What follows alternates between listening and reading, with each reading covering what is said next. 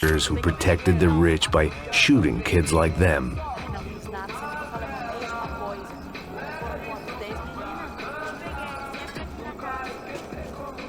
First day off the sauce, and somehow I'd still ended up in the gutter.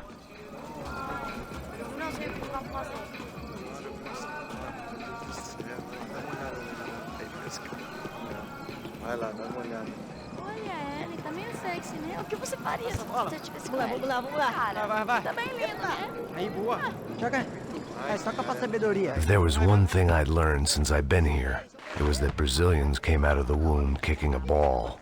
And for kids like these, was their one legal chance at a ticket out of here. Mostra. Pô, que isso, é a coisa mais simples. Vai lá, mostra pra ele. Você escolhe dos peitos. Desculpa, olá. Fala inglês. I'm a little lost. Perdido? Onde estou? Tá no lugar errado, rapá. No comprende. I need a phone, a telephone. Bora. Publico. A gente não é centro de informação turística, não, Gri. Well, they weren't gonna help me. And who could blame them? I was a dumb American in a place where dumb Americans were less popular than the clap. If I was gonna find my way out of this mess, I was on my own.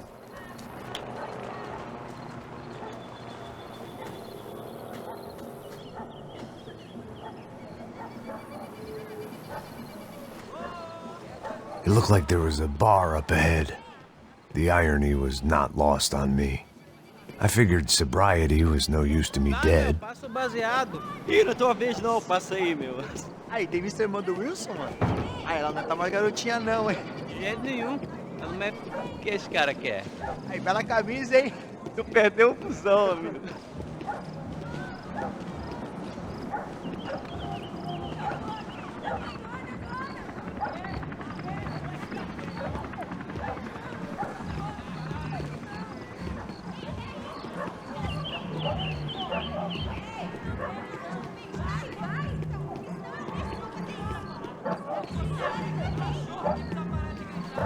E aí, beleza?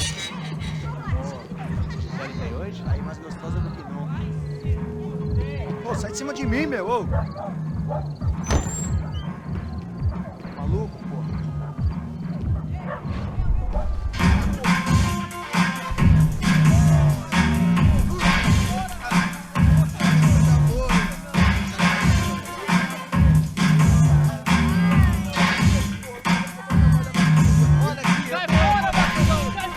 I hoped this classy-looking establishment would have a phone so I could call Passos. Either that or a gun so I could shoot myself and save these kids the bother. Hey, that telephone? Telefone, vai, lá no fundo, ó. Segue em frente. When you're stuck in a foreign country and you don't know the words for reverse charges, and you're in some lonely skin joint in the middle of some poor slum, having just had every last cent robbed from you, and you call yourself a bodyguard, then you know you're a loser. Hey, Matt, can I buy you a beer? Do I know you? I don't think so. Look, if you're gonna shoot me, make it quick, I'm a little busy. If I was going to shoot you, I wouldn't waste a beer. Wait, come on. I'm trying to dry out a bit, so just a soda, please. Sure. Why don't you go sit down? Guaraná pra ele, chopp pra mim. Bem gelado.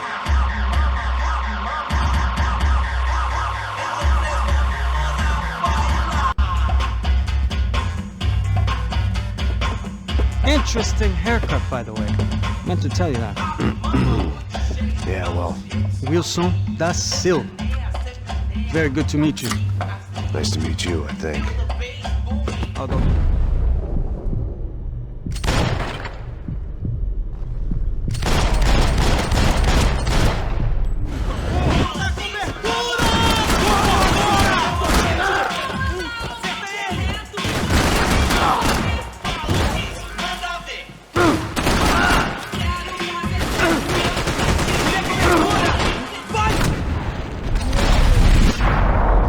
Quem sabe na próxima vez?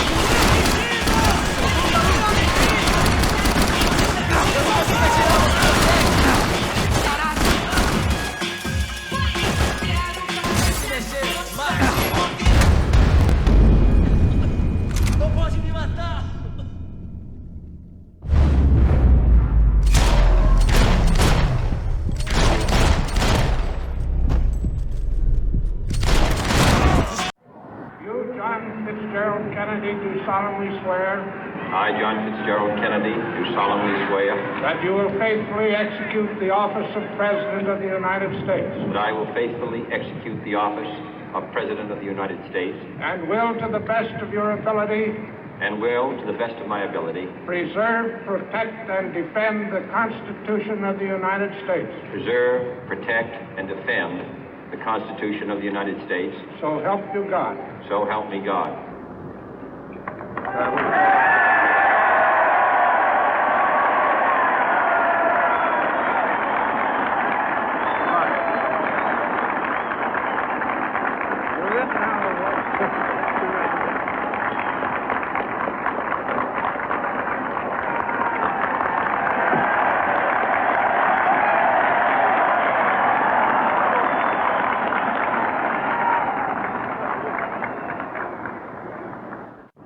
Vice President Johnson, Mr. Speaker, Mr. Chief Justice, President Eisenhower, Vice President Nixon, President Truman, Reverend clergy, fellow citizens.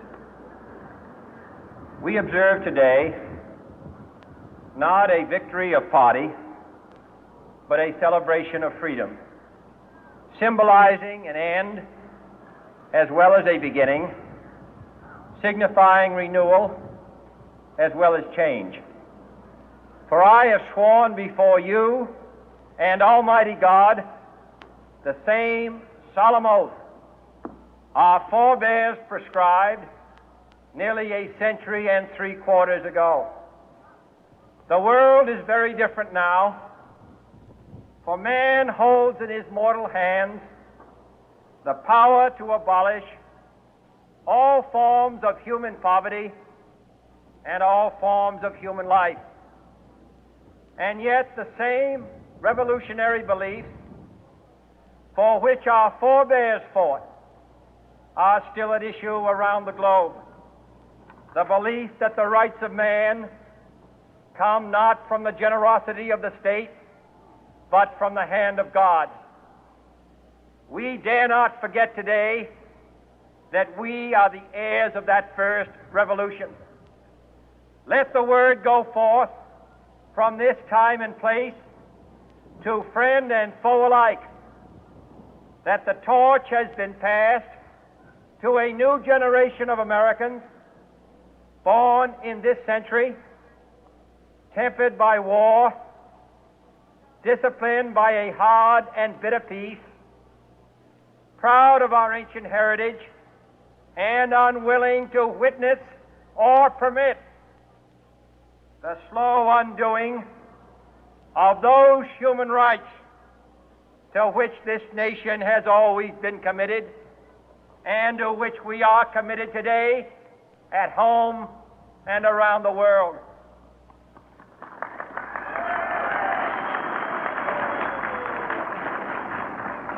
Let every nation know, whether it wishes us well or ill, that we shall pay any price, bear any burden, meet any hardship, support any friend, oppose any foe to assure the survival and the success of liberty.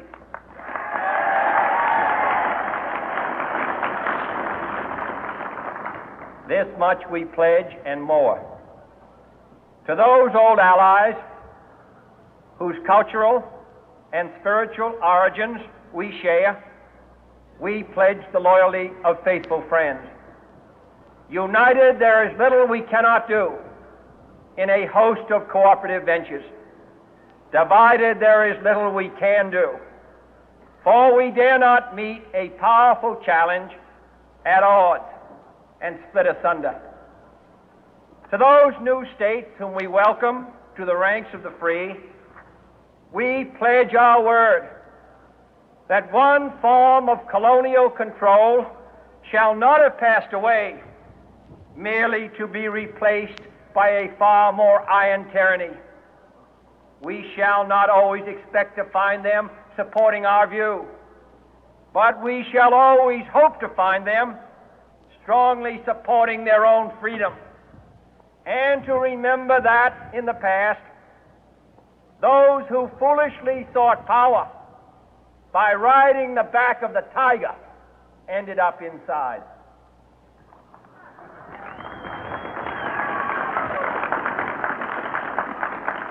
To those people in the huts and villages of half the globe struggling to break the bonds of mass misery, we pledge our best efforts to help them help themselves for whatever period is required, not because the communists may be doing it, not because we seek their votes, but because it is right. If a free society cannot help the many who are poor, it cannot save the few who are rich.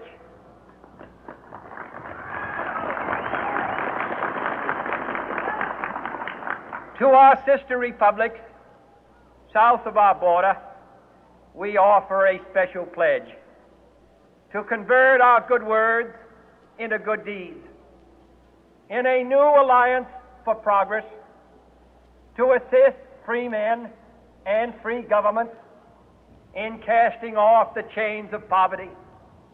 But this peaceful revolution of hope cannot become the prey of hostile powers. Let all our neighbors know that we shall join with them to oppose aggression or subversion anywhere in the Americas. And let every other power know that this hemisphere intends to remain the master of its own house.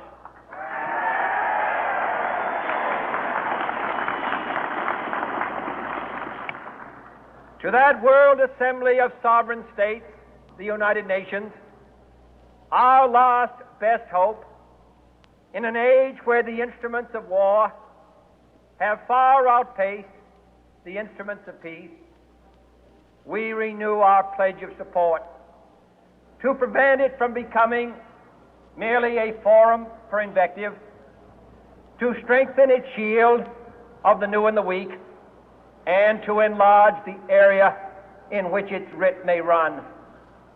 Finally, to those nations who would make themselves our adversary, we offer not a pledge, but a request that both sides begin anew the quest for peace. Before the dark powers of destruction, unleashed by science, engulf all humanity in planned or accidental self-destruction, we dare not tempt them with weakness, for only when our arms are sufficient beyond doubt can we be certain beyond doubt that they will never be employed. But neither can two great and powerful groups of nations take comfort from our present course, both sides overburdened by the cost of modern weapons, both rightly alarmed by the steady spread of the deadly atom, yet both racing to alter that uncertain balance of terror that stays the hand of mankind's final war. So let us begin anew, remembering on both sides that civility is not a sign of weakness, and sincerity is always subject to proof. Let us never negotiate out of fear, but let us never fear to negotiate.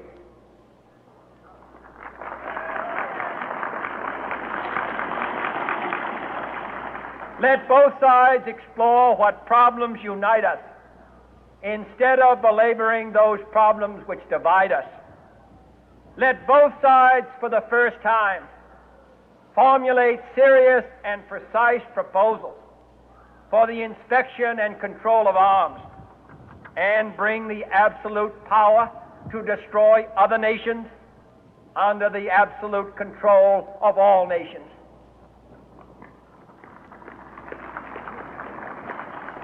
Let both sides seek to invoke the wonders of science instead of its terrors. Together, let us explore the stars, conquer the deserts, eradicate disease, tap the ocean depth, and encourage the arts and commerce.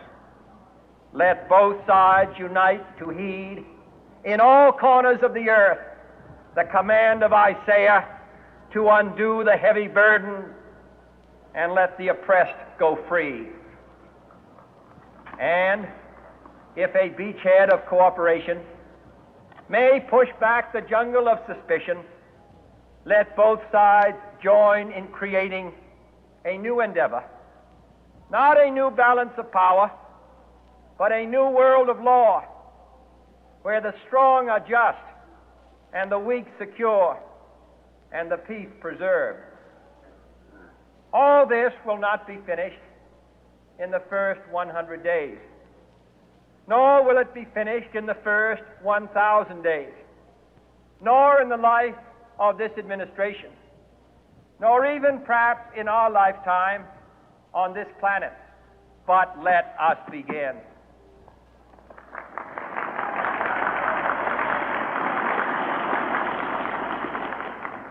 In your hands, my fellow citizens, more than mine, will rest the final success or failure of our course.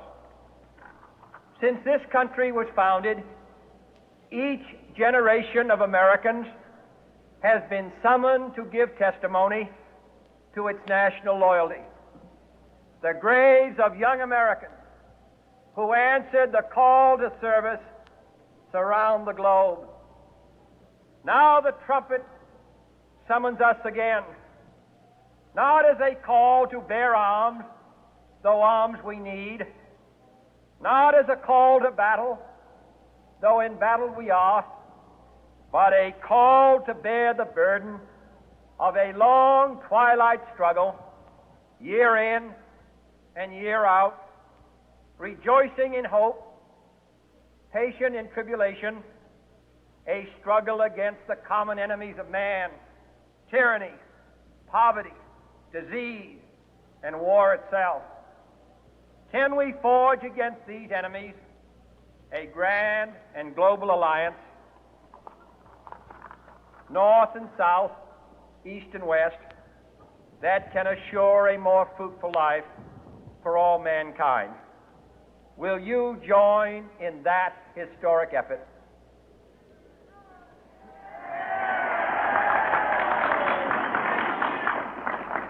In the long history of the world, only a few generations have been granted the role of defending freedom in its hour of maximum danger. I do not shrink from this responsibility. I welcome it.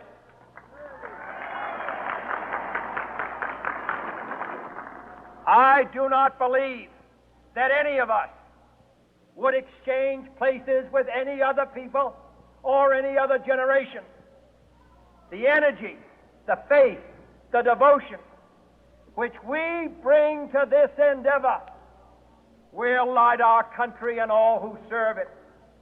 And the glow from that fire can truly light the world. And so, my fellow Americans, ask not what your country can do for you, ask what you can do for your country.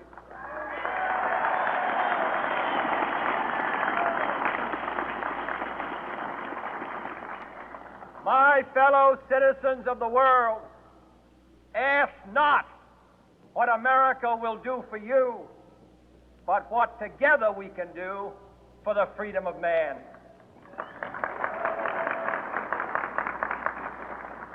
Finally, whether you are citizens of America or citizens of the world, ask of us here the same high standards of strength and sacrifice which we ask of you.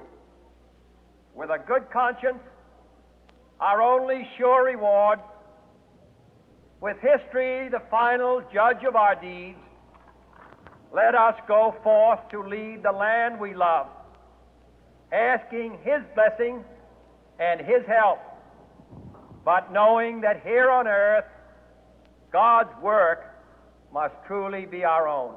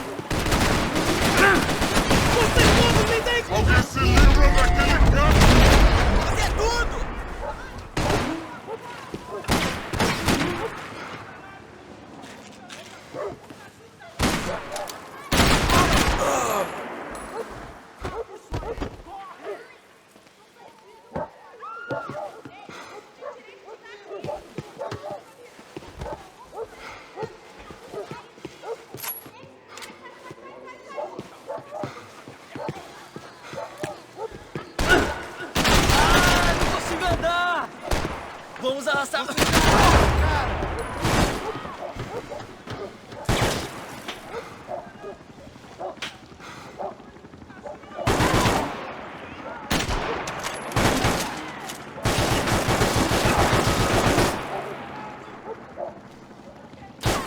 Mostra a sua cara, seu covarde!